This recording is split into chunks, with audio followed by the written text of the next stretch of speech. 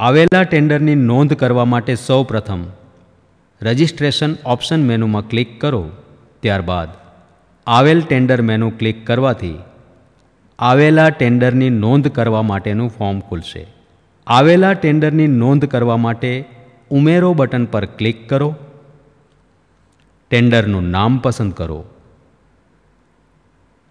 Tender આવ્યા તારીખ લખો.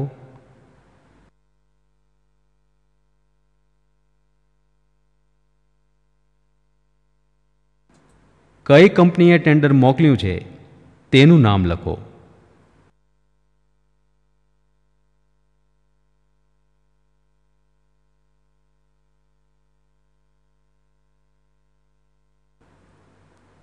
કંપનીનું સરનામું લખો. કંપનીનું શહેર પસંદ કરો અથવા લખો. કંપનીમાં કઈ વ્યક્તિનો સંપર્ક કરવાનો છે તેનું નામ લખો.